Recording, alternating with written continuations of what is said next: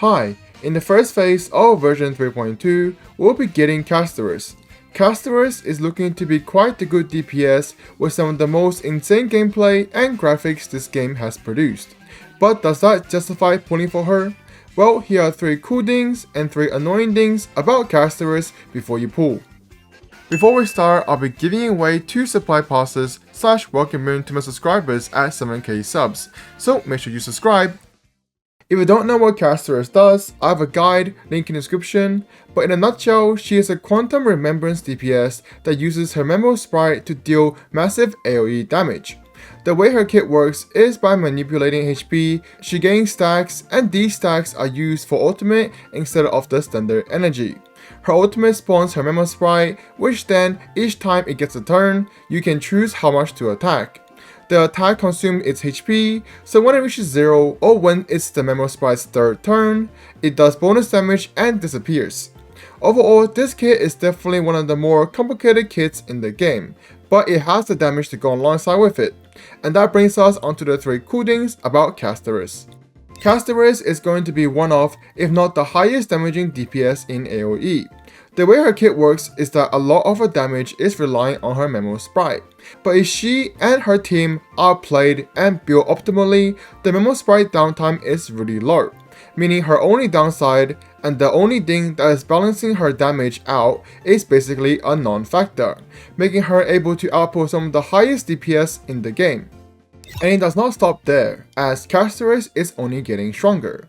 The way her kit works is that the more units there are on the field, the faster she gets her ultimate.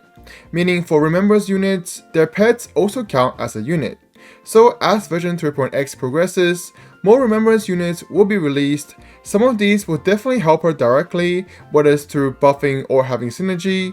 Regardless, the possibility for buffs in the future is almost guaranteed, making her quite future-proof as well. However, one super unique thing about Castorice is her global passive. Now yes, this is not particularly healthy for the game, but it is getting released and is a reason to pull for her. The global passive is basically a revive.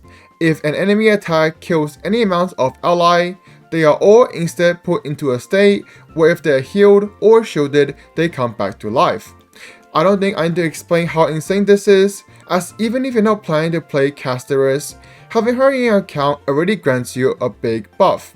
Not to mention all the crazy things you can do now with this passive, like for example, even crazier 0 cycle sustainless teams. But as I said before, no matter how cool this global passive is, this is not healthy for the game in general, as that brings us onto the 3 annoying things about Castorice. Now, I'm not one to doom post about anything, but this global passive may end up leading HSR into an unideal path. I won't be yapping too much about it, as I'm sure you all have heard enough posts about this. But my 2 cents on this is that my only fear is if they keep releasing units with global passives. If this is a one-off, even 2-off thing, then it really doesn't matter and it's more of a celebration thing. But if it does expand into a lot more units, it could really create an unhealthy thing where if you don't pull for these characters, you don't get permanent buffs to your account. Which isn't the best thing, as not everyone particularly wants these units or have the Jays to just pull for one and keep in their account. And speaking of Jays to pull, as mentioned prior, Castorice is only getting stronger as time passes. But it also means that it might be a better idea to wait for a rerun to pull for her. As in reality, without playing and building her and her teams optimally, she's only equal or even slightly worse than her competition right now.